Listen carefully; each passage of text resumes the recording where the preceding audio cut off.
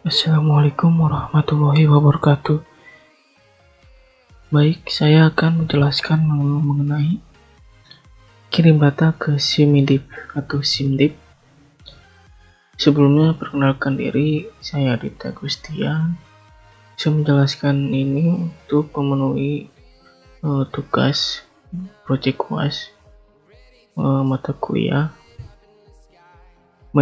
manajemen proyek sistem informasi. Baik, kita lanjut. Ini adalah timeline, yaitu pertama saya menjelaskan alur mengenai kirim data jurnal. Lalu saya mencontohkan di sini kirim data kasus COVID-19 di Karawang. Lalu berikutnya saya akan menjelaskan mengenai alur pengiriman jurnal PMCS ke SIMDIP. Lalu keempat, saya mencontohkan mengenai kirim data kasus konfirmasi. Lalu kelima, saya akan menjelaskan mengenai pengiriman PMCS berbentuk CSP ke SIMDIP.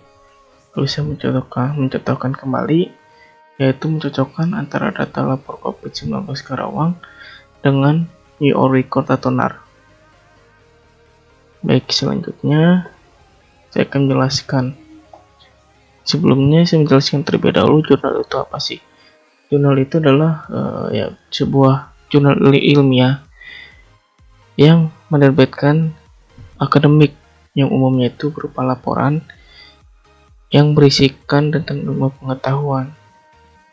Nah, di sini dalam pengiriman jurnal di SIMDIP ini ada dua cara. Yang pertama itu kita mengirim data dengan pertama mengirimkan dengan cara langsung melalui aplikasi PMCS. Sebelumnya rekan saya juga sudah menjelaskan gimana cara pengiriman ke PMCS dan PMCS itu apa. Lalu cara kedua itu kita mengekspor terlebih dahulu jurnalnya dalam format CSV. Setelah sudah menjadi format CSV, kita kirim ke VIC, ke bagian departemennya. Setelah sudah diakses oleh bagian departemen, maka bisa melakukan upload seperti itu. Lalu kita lanjut mengenai, nah ini adalah alur uploadnya seperti yang saya jelaskan sebelumnya. Ketika dalam bentuk CSV, kita mengubah formatnya menjadi CSV. Setelah menjadi CSV, kita kirim data ke departemen. Ketika sudah ke departemen, jika sudah di ACC, maka melakukan upload jurnalnya ke SIMDIP. Lalu ada cara pertama, yang pertama ya tadi langsung pengiriman jurnal ke aplikasi SIMDIP-nya. Seperti itu. Lalu di sini ada alur 2 untuk menu ke CSP-nya. Pertama itu masuk dulu ke aplikasinya, lalu memilihkan jurnal seperti apa, lalu masukkan jurnalnya ke aplikasi SIMDIP-nya. Lalu cara kedua itu kita masuk dulu, lalu kita pilih jurnalnya, lalu jurnal PMCS-nya kita bentuk ke format CSV dulu. Setelah sudah berbentuk CSV, kita kasih ke bagian departemen. Setelah departemennya mengakseskan, lalu kita diperbolehkan untuk mengupload jurnalnya ke aplikasi SIMDIP. Lalu selanjutnya, nah ini saya mencontohkan data kasus COVID-19, yaitu ada dua cara. Yang pertama itu dari setiap vaskes ataupun rumah sakit melaporkan melalui WhatsApp atau call center ke dinas kesehatan. Lalu dari dinas kesehatan melakukan pengolahan data di bagian tim surveillance. Lalu dari tim surveillance sendiri membuat grafiknya, lalu kirim ke tim satgas dan pusat. Lalu cara kedua, setelah adanya sistem lapor COVID-19 di Karawang, dari setiap vaskes, puskesmas maupun rumah sakit cukup melaporkan ke aplikasinya dengan cara masuk ke aplikasi, lalu pilih laporan kasus, lalu tambah kasus, setelah tambah kasus lalu isi formnya, setelah sudah diisi lalu kirim data, dan dianjurkan untuk diselipkan penguploadan bukti bahwa pasien tersebut positif. Lalu ini adalah alurnya. Pertama, ini adalah alur untuk kirim data melalui aplikasi lapor COVID-19. Kita masuk dulu ke lapor COVID-nya. Setelah sudah masuk ke lapor COVID, kita masukkan login dulu sesuai dengan vaskesnya masing-masing. Lalu kita masuk ke menu kasus, lalu tambah kasus, lalu kita isi data dan upload diagnosis hasil labnya,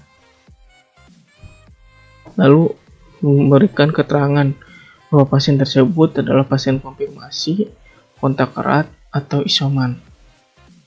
Lalu selanjutnya, saya menjelaskan terlebih dahulu tentang jurnal PMCS ke SIMDIP. Lalu ini di sebelah sini adalah cara penguploadan data jurnal di sebuah sistem PMCS-nya. Lalu di sini adalah untuk mengedit data tahunnya, lalu sini bulannya, lalu di sini kita menentukan kode jurnalnya seperti apa. Ketika ini muncul, internet kita belum terkonek. Ketika internet kita berjalan dengan lancar, maka tampilan yang merah ini tidak muncul. Lalu di sini adalah untuk pengiriman data, tombol kirim data, dan sini untuk mencetak data. Lalu saya mencotokkan pengiriman data kasus COVID-19 Karawang.